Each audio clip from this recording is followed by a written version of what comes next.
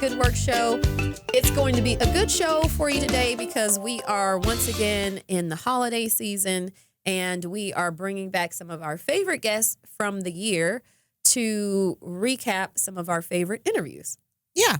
So we are going to kick off after the break with Nicole from Back on Our Feet. Mm-hmm. Great organization, helping folks who are going through homelessness, that are working their way out of that, but through running. Yeah. And isn't that an interesting combination? I know. Yeah, it's very interesting. So you're going to want to hear about their organization. And of course, we always like to ask the organizations how people can get involved. If you're a runner or you have a passion for running, or even if you don't, it's a really unique way that they are serving that population. And so I think you're going to want to listen in and figure out how you can get connected. But it's a great organization. We had a chance to participate in one of their events back in the summer, which is when we did this interview. So bringing it back to you this time around so that you can hear it again. Yeah, without having to do the runathon again. Right. Or hear it the first time if you didn't hear it the first time. Yeah. Right. Yes. Exactly. Yeah. And then we have Greenleaf Community Farms coming on. And this is really cool. Urban farming right within an apartment complex. Yeah. And kind of talking about how the folks there are able to support and plug in and participate in it and the benefits. And we've had some farmers on. I still am very intrigued and interested in this whole idea of urban farming. Like if I put a tomato plant on my balcony. I don't know if that counts, though, as urban farming. Do I have to have more than one crop for it to be a farm? Is it like 3? I feel like you have to have more than like a plant in the planter. So like a tomato plant. That's just like growing something out your house. So I need like a tomato plant and maybe like I don't know. I feel like doesn't it have to be in the ground? I don't know. It's urban farming. So like the people have like the rooftop farms. Yeah, but it's still kind of like the ground. It's just the ground on the roof. But it's being the ground in my balcony. Like if I But you're not going to put you're not going to turn your soil on your thing. But they still have to make a bed. Oh, I thought you were talking about in the pot. I mean, if that's what I'm trying to figure out, like how big does it have to be a farm? I don't think that would be, I think you have to have some more than like 10 feet. Oh. I feel like there's probably a number. Well, never mind. If I can't have a farm, I'm just not doing it. I mean, because I would consider like maybe that'd be a garden. You know what I mean? Like once you get to a point, because I could put a garden in my yard, but I wouldn't have a farm in your yard. Well, I don't think so. I think it's not even enough space for me to have a farm. My grandpa, so he had. I just call that a garden. He had like an acre, and he called it the garden. He didn't call it a farm. Yeah, and it was a good amount of space. I feel like there's probably a designation that I'm sure there is. You have to get to. He had a lot of stuff out there, though. Like he had a lot of crops. Did he have peanuts? I feel like he had peanuts. I wonder now, though, because I mean, my grandfather's passed away many years, but I kind of wonder if we went out there, if there would be to your grandpa's house. Yeah. Oh, it's been years since anybody has like tilled that land. Oh. But I wonder if anything still grows out there. Weeds. Well, yeah, but I mean, I wonder if I dig, will I find a potato? Because like he had potatoes, he grew sweet potatoes. I don't know how long potatoes last. I don't last. know how long, like a plant, like if you plant a food growing plant, but you don't tend to it, does it just keep? I feel like after a certain amount, it's going to die because then what do you do with the potato that was in there and you didn't get it out? It would go bad. And then it would just die off? I guess so. I don't know. I feel like if I could wander out there, I find like a random stalk of sugar cane or something. It might be. That I feel like could just be out there. It'd probably be like 15 feet tall because nobody ever cut it. The sugar cane, but it needs water. I mean, like, don't you need to fertilize it? Well, that's what I'm saying. That at this point, it would just be like free range sugarcane. Like it wouldn't be tended. It would just be like free range. It would just be free range. It'd just be like wild free range. I'm sure it grows in the wild, right? Like you gonna sell free range sugarcane? I bet you I could make a killing off of free range sugarcane if I sell it right. Organic, naturally grown free range sugarcane. I feel like all sugar cane should be. Well, not if it's grown. Like free range, like. But free range means you walk in. I'm walking it. how you ranging the wild sugar. grown or like wild organic. But then it can't be on your farm though. No, I meant that. Like if I go harvest what he had, that's just out there growing that nobody's paid attention to in 5 years, 10 years. Now, why is there a bunny with a leash on the screen? I'm just farming. That's how you farm a rabbit? Do you farm rabbits? Why is there whiskey? Like, what is this? What did you Just search Google for? search. Farm stock photos. Okay. But why the bunnies? Do they? But like, that was not the bunny itself. It was the one on the leash. That was what got me. I know somebody who used to keep rabbits. They had the big ones. Oh, not but on a leash though. I don't know if there was on a leash. I need to ask. I don't know if they walked it. I don't know why you would. Yeah, you had to hop the bunny. You hop the bunny. Did you hop your bunny? I couldn't have a rabbit. Why? Why? Why? I feel like they're a little bit too close to guinea pigs, which are a little bit too close to hamsters, a little bit too close to mice and rats. It's a little. But if you get the big rabbits, they're kind of like friendlier cats. And there we go. They're not as needy. They're not needy. You're really going to the opposite direction. They're not like dogs. You don't have to like. I would pick a dog over a cat any day. Yeah. Well, no. Yeah, me. I'm a dog person versus the cat person. Cat? Look at that. That's the same person. Oh, it's a cat. Oh, that's cute. There's pictures of cats and bunnies together. Being friends. Same thing. I have a friend who's afraid of rabbits, and I don't really understand why. That would be they probably afraid of cats too. I kind of feel like these are some disturbing pictures. I don't see how you're disturbed by this. Though the same friend, we were laughing because she likes to watch Discovery ID, like those weird, like real murder mystery stories. And I'm like, you like will watch Discovery ID for like 5 hours about like real stories of murder and mayhem and just go to sleep. But if you see a bunny in your backyard, you'll be up for 3 days, like afraid of this bunny rabbit. I'm like, I don't understand. Well, you can watch the first 48. I mean, that's like kind of those stories, those shows are not. But they're kind of interesting. It's really interesting. My sister, that show and Live PD is I don't think I've watched Live PD. You would like it. It's like your ride along, but on television because it's literally like, live. It's literally live, and is it better than Cops? I think it's better than Cops because it's live. Okay. And the guy Dan Abrams who used to be what PD are they at? They drop in all over the country. Okay. So they have like a desk, as like a studio desk, and Dan Abrams from CNN hosts it. And they have like the feeds going on, and when something's happening, they just drop in to the different police departments. Are they on the body cams? Like so that's the footage they're on the body cams, and they've got camera people that are out there. So they have like the night vision cameras, and they have the body cams of the cops. That's pretty neat. But it is like a drop in, drop out. So it's not like Cops where they're editing. It's just like whatever happens. Yeah, Cops is more like reality show. Yeah, and it was always like something weird. But this one it's because now they have Live PD and they have Live EMT. Oh, that's so they drop into that the would be EMT an interesting calls. one. I run the fire department, which by the way, shout out to Chief Slaughter.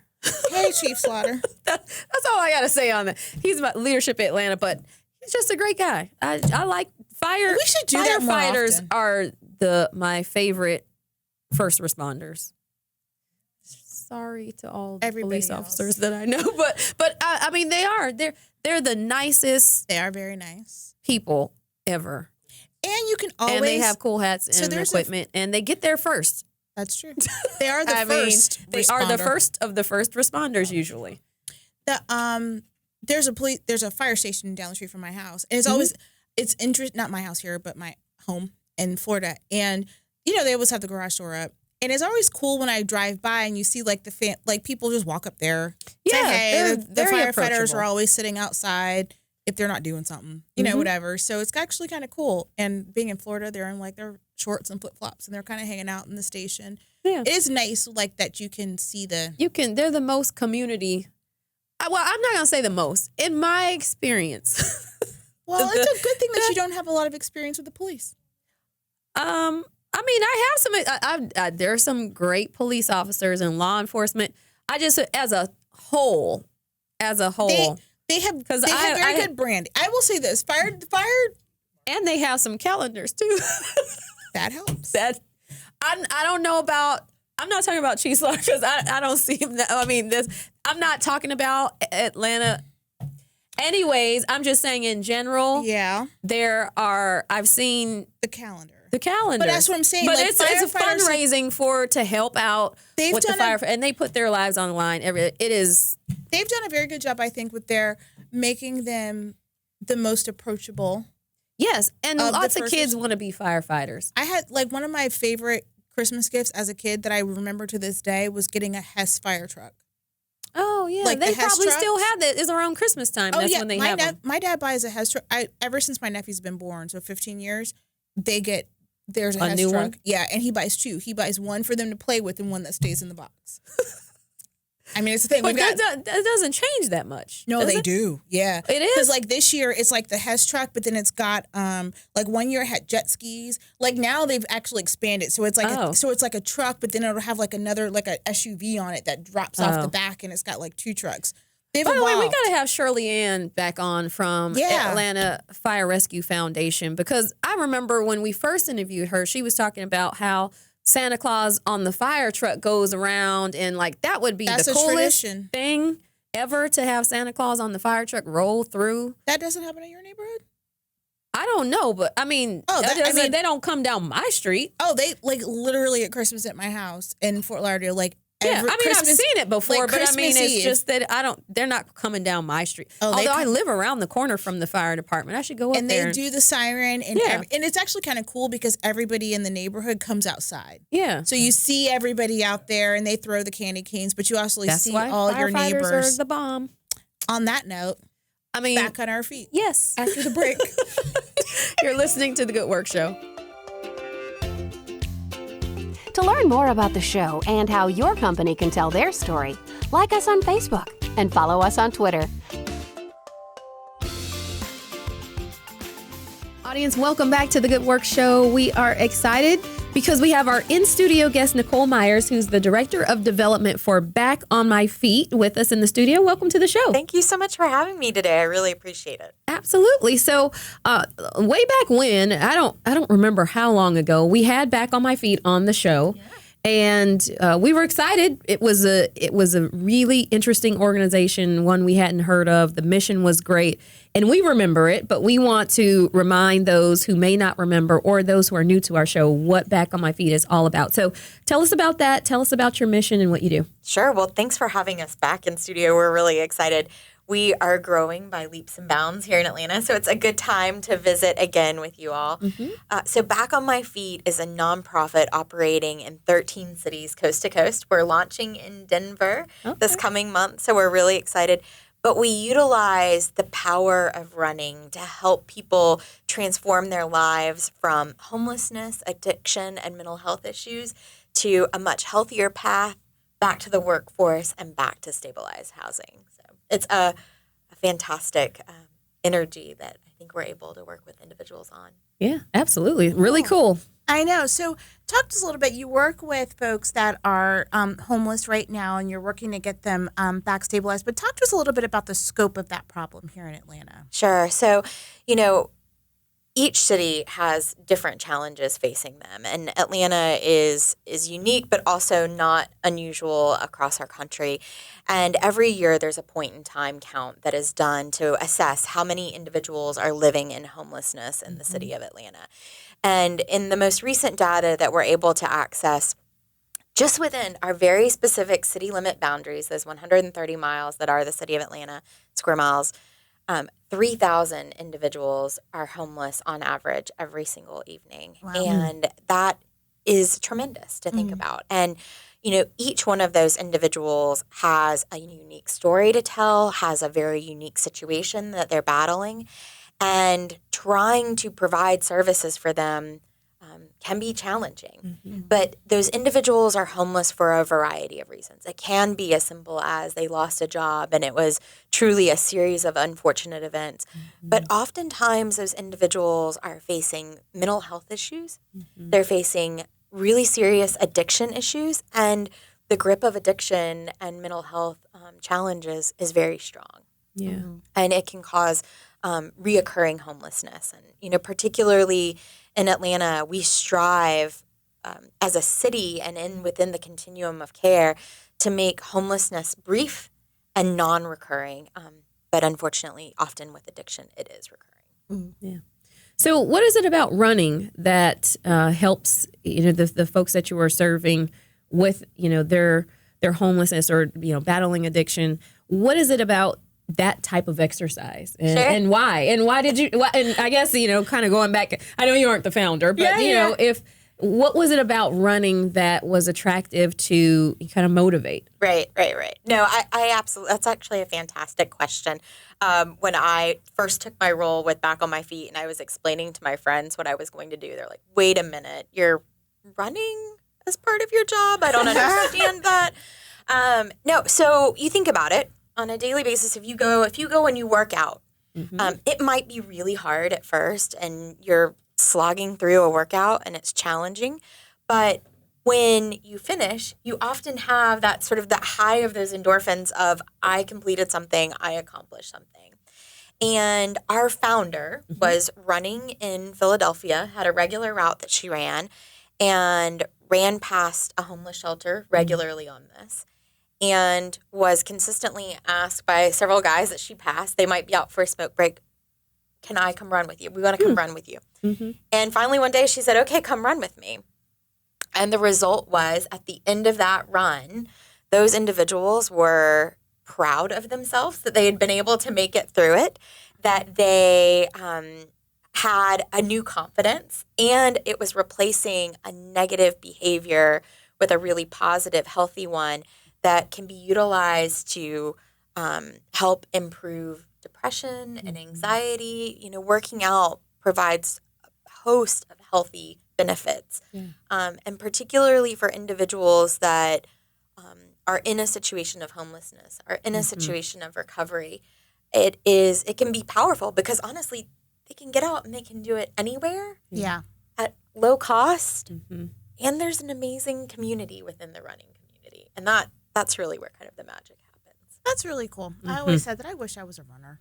You can be. So, I am very much a non-traditional runner myself. I'm a big fan of a run-walk method. So I like a run walk. Yeah. Yes. You can do a little, do a little run, do a little walk. That's and right. to be really honest, our members join us not as maybe marathoners themselves. They're in a homeless shelter. They've potentially been on the streets or they've been in other recovery facilities.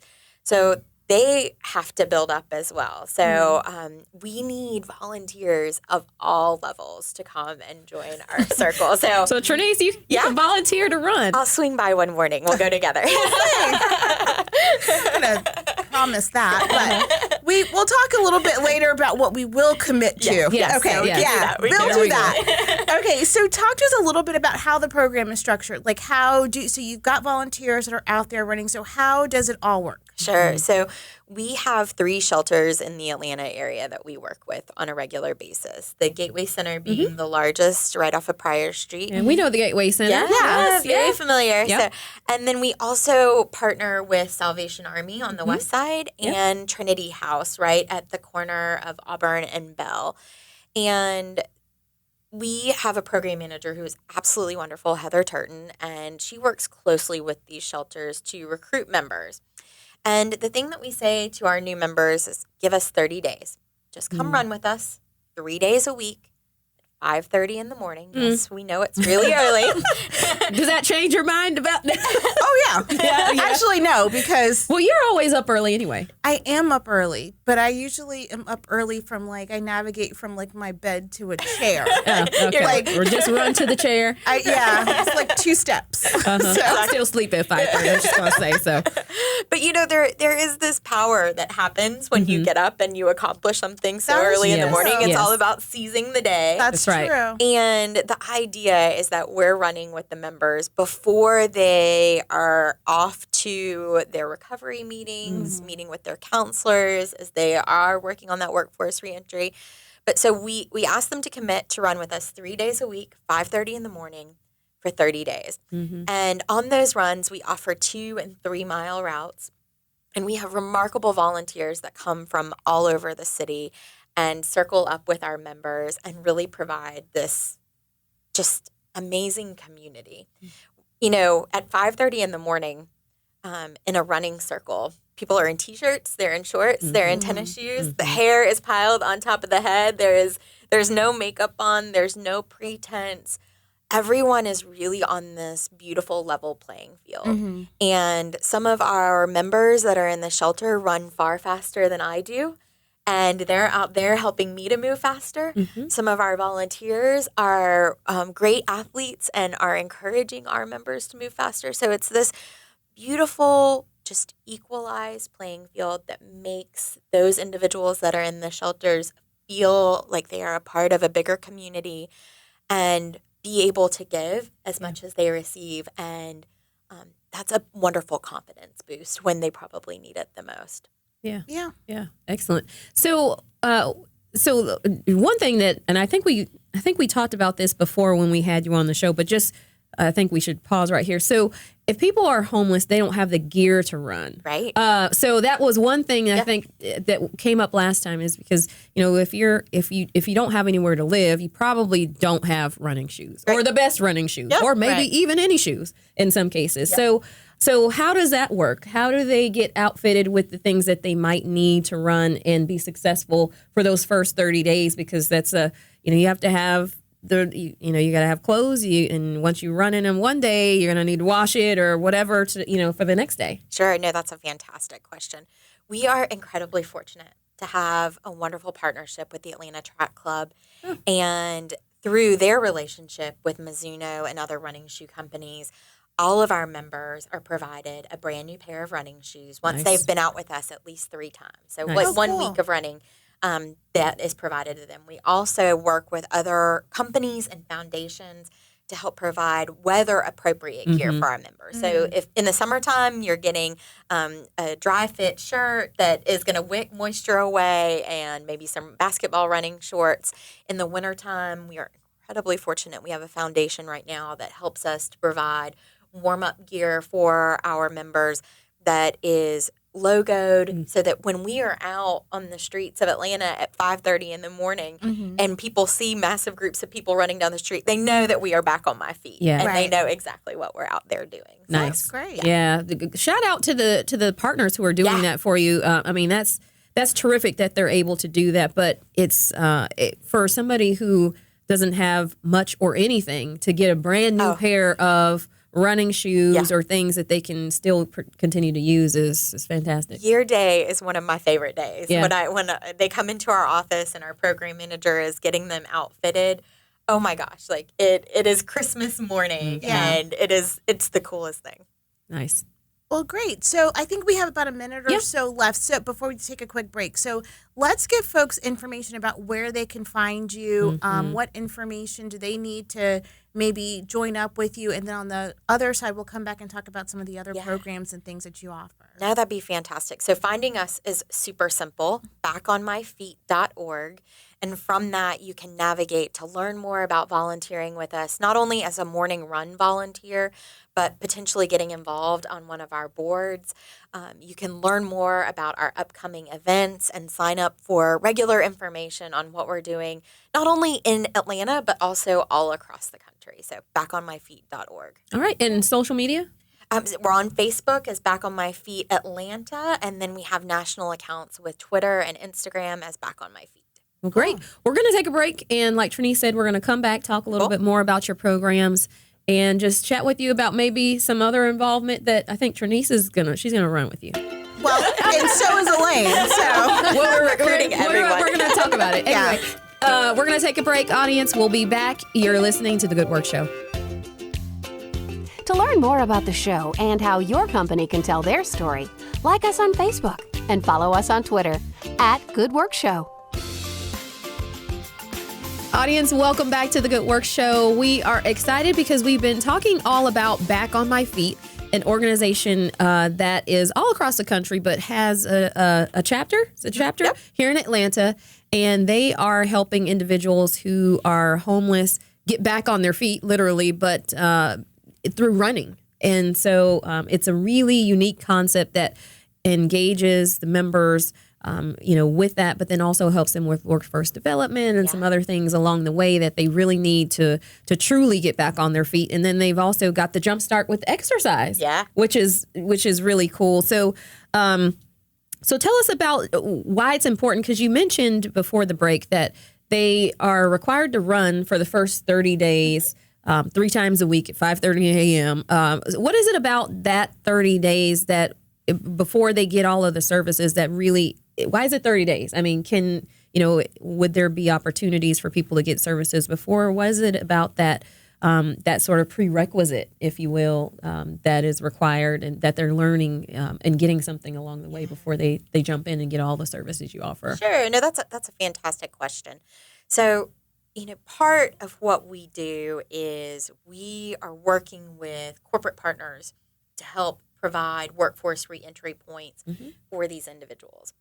And the 30 days not only is helping them to build a healthy habit, but it's showing commitment on their part, and it's showing the willingness to participate and to give a little when they don't have monetary resources to give, but they have time to give, and they're willing to maybe do something that is hard. We've had the chance to talk about that. Getting up at 5:30 in the morning is not easy on the best of days, right? Right. And it is incredibly powerful when myself or our program manager are able to go to CEOs and entrepreneurs and say, hey, we recognize that this individual has a gap in employment. But you know what? They've been waking up at 5:30 in the morning to come and run with us 2 and 3 mile routes. And there are a lot of people that will say, ooh, I don't know that I'll do that, but that's pretty amazing on their part. And so it shows a little bit of skin in the game. And then from that point, they're able to enter our next steps phase, which is truly the next step. It is pulling together the resume. It is doing trainings to help them gain those soft skills and get accustomed to being back in the workforce after potentially being out of it for so long. And we're incredibly fortunate to have wonderful corporate partners in Atlanta that help us to make that happen. So. Nice. Yeah. Makes sense. Yeah. Makes and sense. actually, I just want to dig in on your Next Steps program a little bit Sure. more and just kind of get an understanding of what a day would be like, or what would a person experience. So they've gone through their 30 days and now they go into Next Steps. So what are the tangible things they're coming away with out of that program? Absolutely. So, our whole idea is to work in partnership and in tandem with what they're receiving in the shelters. And so a little bit of it is individualized based on the person coming through the program and based on their recovery program. So it may be resume development, a lot of it's soft interview skills, and then we are really fortunate to have not only local but national partnerships with Marriott Corporation, Bimbo Bakeries, companies that are committed to giving people a second chance in the workforce. And so we're able to make those introductions for them for interviews to hopefully truly provide a smoother pathway back to the workforce for them and honestly livable wage jobs. Yeah. Cool. Yeah. It's a really cool thing to see in action. Oh, I'm sure. Yeah. So how do folks connect with you? So you mentioned that you are partnered with 3 different organizations that are kind of in the city.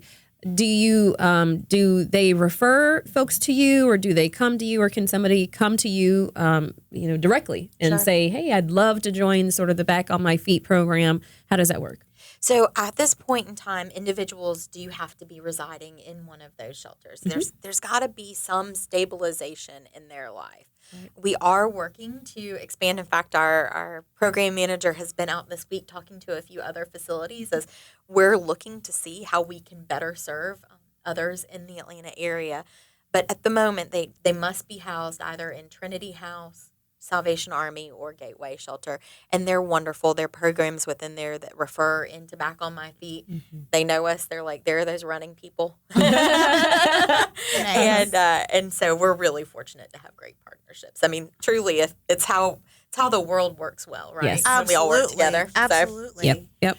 So you've worked with a lot of different folks who've come through the program. Yeah. So do you have a couple of stories that you can share with us and just kind of help paint the picture for our listeners and our viewers about how how does the program impact the folks that you're working with? Sure. No, absolutely. In fact, we have a really wonderful thing that has happened recently. One of our members who had been in our program, his name is Eli. We met Eli through the Salvation Army.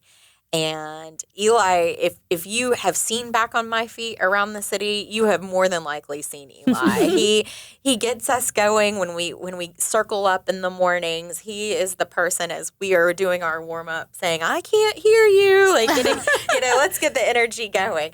And he has just a remarkable spirit and has run, I believe, 5 marathons. Oh, Wow. my goodness. Wow. Wow. Remarkable human. And Eli came through our program and was employed through Marriott at the JW Marriott in Buckhead, actually. Fantastic. And came back to our program manager as an alumni and said, "You know what?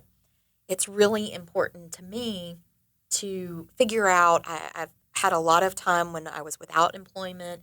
How do I get the training that I need to potentially upskill, to be able to make a higher wage and maybe regain a little bit of ground from all that time that I lost?" And so Eli recently made application for a Next Steps grant through Back on My Feet, and we were able to help him go back to technical school where he was able to earn his HVAC certification and great. recently graduated. And so he has gotten promoted within Marriott and is at a new facility. And is very excited to be in their engineering department now. And so it's been wonderful to see Eli move through all of the steps and all of the processes of this path, not only from education and workforce, but also health. I mean, he is a remarkable advocate for the power that running can play in your recovery process on a daily basis. He's also a U.S. Army veteran, and we're really proud of everything that he's been through and been able to achieve. So. Wow, That's awesome. Yeah, that's And I was really going to ask you earlier, do you have people that come back as an alumni? Do they come back and do they stick with the running group? Because I would assume. right. Yeah. They want to I continue. don't know, because I'm not in a running group, but that you would form a bond so that people wouldn't want to lose that. So do you have folks come back and still stick with the program? No, we absolutely do. And that is one of the beautiful, I think, really beautiful things to see in action in our program are those alumni that come back and are committed to being a mentor to newer individuals that are in our program. One of our great alumni as well. I mean, there's so many individuals, but George has been in our program. We met George at the Gateway Center, and he is now employed at the VA hospital. George is also a veteran, and in a wonderful recovery place, and really is committed to coming at least once a week to the group, showing the guys that are there and the women that we are able to serve that there is a healthier path, and it can be a lot of fun. I mean, I think people sometimes get very serious about, they think that recovery, that moving through this is a very serious place, but we like to have a good time. You have to have fun and you have to have joy. And George absolutely helps us to show that every single time we're out together. So. Nice. That's nice. great. Yeah. And you mentioned health too a little bit when you were talking about Eli's story, but not to mention all of the other things that they're gaining through the program.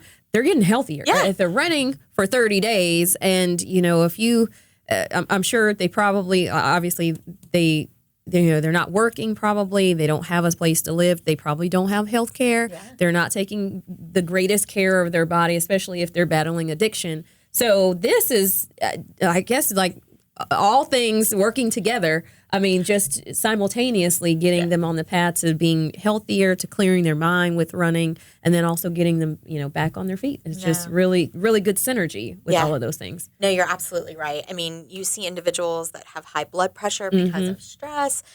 They potentially are facing other medical issues such as a higher risk of diabetes. They might actually, this sounds like an odd thing, but they may be overweight even though they've been in homelessness because they are eating unhealthy foods at irregular times. And so it absolutely, it brings that health piece together. It helps the mental health component. All of that feeds together. We work on a whole system. Yeah. And when it comes together, it's the coolest thing. Yeah. So we got about a minute and a half left. Oh, so we have to. Yeah. So you committed, right? And so did you. Well, I only committed to you. I didn't commit to Nicole. I could back out. I've provided. No, they've got your name in T-shirt size. Okay. Yes. So tell everybody the news. Yeah, so Elena and I are going to join Back on My Feet for your, and I'm going to get the name of the event wrong. So tell us what the name of, what did we sign up for? 2019 Treadmill Challenge. Yes. Treadmill Challenge. Yes. So tell us about it real quick in the time that we've got left. Sure. Yes. So it is a run-a-thon at the Peachtree Road Race Expo with our great friends at the It's Atlanta not the Track Club. Peachtree, though. No, it's not be the clear. Peachtree. We are We're not running the doing Peachtree. that. We will be in an air-conditioned space. Yes. We're keeping 2 treadmills going for both days of the Peachtree Road Race Expo, helping to raise awareness for Back on My Feet and Vital Funds. And we're really excited that y'all have committed to come and keep those treadmills going for part of that time. Yeah. We'll have some Back on My Feet members with you, and I think it's going to be a fantastic Yeah, time. we're excited. So Yes. you'll have to come by and check us out, you know, or not. We're not running the whole time. No. Just by the way, little because I'm not a runner either. So we're gonna. This is do gonna a be run very walk. We'll do a interesting. little- It'll be Yes. this is Walk. totally going to be a run walk. Yes. Maybe with an incline. yeah. You know. Right. It'll be fun. It'll We're be fun. excited to So, join you. Give us Yeah, the I'm done. dates Yes. and where. Yeah. July 2nd and 3rd Okay. at the Peachtree Road Race Expo. If you have a bib and you're picking up your bib, come and see us. Absolutely. And then you can go to the website and find out more about how to sponsor a team or participate or anything like Absolutely. Backonmyfeet.org. All right. Well, Nicole, thank you so much No, for coming thank you. by. We appreciate it, and we look forward to seeing you soon. Thank you. You're listening to The Good Work Show. To learn more about the show and how your company can tell their story, like us on Facebook and follow us on Twitter @GoodWorkShow. Welcome back to the show. We are sitting here with our next guest, and we have Krista. Tell me your last name, Krista. Leonard, that's right. And you are with Greenleaf Community Farms. I am. Yes, so we love farms on the Good Work Show. We've talked to farmers. Who a doesn't lot. love farms? But we don't want to work on one. But let's just. But, You would want to work on mine. I really? promise. Okay, Yeah, so girl, we're I'll get you out excited to there. dig in. So tell us all about Greenleaf Community Farms and your mission. Okay, so Greenleaf Community Farms was built through Greenleaf Property Management. So that is our corporate portion of our business. And the property team said, why are we wasting money on building lawns or, taking care of lawns and landscaping? So they brought the idea to bring in the development of agri-hoods. And this is kind of a new niche-y, Agri-hood? Like it. agri-hood. Agri-hood. So Okay. it's building community around agriculture because food is the thing that we all have in common. Food is the thing that we all love. And it is much more of a conversation starter than a pool and less expensive. I kind of wish my HOA would go in that direction. They have a lot of agri-hoods that are developed in that way. The thing about us is that Greenleaf then created Greenleaf Foundation, and we are part of the foundation now. So we develop the agri-hoods, and not only do we farm it, but we create programming and education for youth as well as farmers in the Southeast. So we're in the beginning stages, and currently we have 3 of those farms. And so it's been an interesting progression. Nice. So talk to us a little bit about how the farms kind of bring people, like what is the impact that happens in the communities when you have these farms? Okay, so the way that it works is it's essentially, community supported agriculture. I don't know if you've heard of that. It's essentially where the community makes it possible to have a farm. So our whole philosophy at Greenleaf, not only at the farms, but at the property management, is that we are very focused on the social well-being of our residents. So we are not really amenities like gym and pool focused. We're more like, how do we make the lives of our residents better and easier? Because we're dealing with not only, millennial population, hospitality workers, students, immigrant families of all kinds, and we have so many different types of properties. So when you think about it, when you're coming out into an outdoor situation, if say that I'll give you an example. A 50-year-old man came to me and said, I would have never met Rebecca, who is 22, if we would have had a pool. Because it would have been weird for me to talk to her or her to talk to me because we're in our bathing suits and all of this. But when you have a farm situation, everybody's working, everybody's on level playing ground, and everybody likes to eat. So when we deliver that food to people, they get very excited about it. They start to see the farm. And we have chickens, we've got hammocks. We create an environment that is inviting. Cool. So let me just be so clear. So is it like apartment style living? Yes. So you don't have any tennis courts or like not the laundry some room? Some of our apartments you have the farm. pools, but 3 of our apartments currently have farms. So we have 2 farms that are a half an acre, and then our newest one on the west side on Joseph E. Boone is about 2 acres, and so that's a huge one. Yeah. Okay. So that's cool. So cool. painting the picture. So you've got a program called Farm in a Box.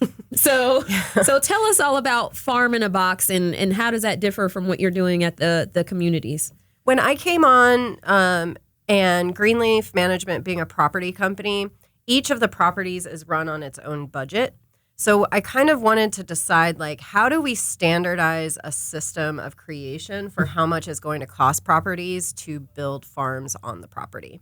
So it's a very hard thing to standardize because farming is very back and forth. You don't know what you need. There's a lot of, stuff that happens and breaks. And so this is still a work in progress. But what it essentially is like, if I were going to give you a pamphlet or you were buying a car, right? You get a standard car. So what does a farm need to run? It needs soil, it needs water, it needs seeds, it needs all of these things. And then you can add different things like the sunroof, or you've got leather seats. And for us, it's like, you can add a chicken coop, or you can have picnic tables or barbecue grills. And that helps the property team say, yes, we can afford this.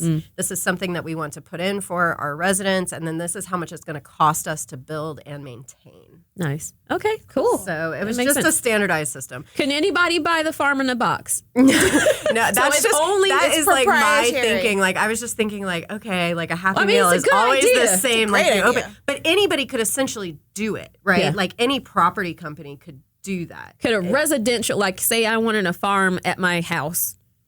Could I call and say, hey, Krista, I want a Farm in a Box? Yeah, at we're my friends house. now. You could definitely do that.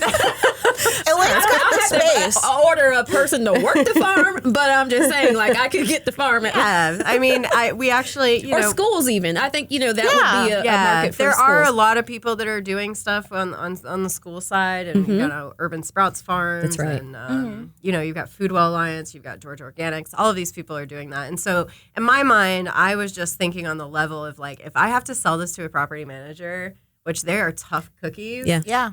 I have to come up with a very systematic approach to doing it. That's very smart. I'm serious. I need to figure out a way to get my HOA to close the pool and put in a Well, farm. tell them to call Krista. How many people use your pool? A lot. They're not going to do okay. it. But I'm just trying to figure out, like, how can I reduce my HOA fees? Take the tennis court out. Now, the tennis court, absolutely. Because last night, it was like 10 o'clock at night, and people were playing tennis. And I'm like, this is ridiculous. Oh. So farms are quiet. So, well, I guess maybe not the if you have chickens. chickens. My chickens are very talkative, but I love them. I have baby ones right by on my porch, so Oh, Nice. kind of cool. farm crazy. I don't know. So tell us a little bit. So you said you had other programs. So what else is going on within the farms or within the communities, and just what does it look like? Do you share the food? Like what happens? So how does that whole process work? Okay, so it's really cool because we live in the day and age of text messaging services. I send you a text. I say, I'm going to harvest. We typically harvest every Wednesday. If you would like, please reply yes. Place your bag on your door. And then I have a number of how many want food. I harvest it, or the residents and I harvest, and then we fill the bags and return them. We also have a composting service that we give them a free composting bucket. We weigh everything that comes out of the farm and everything that comes back in. We want to have kind of a circular effect about what we're doing. So 2,500 pounds out, hopefully 2,500 pounds back in. And then our residents actually are the farm staff.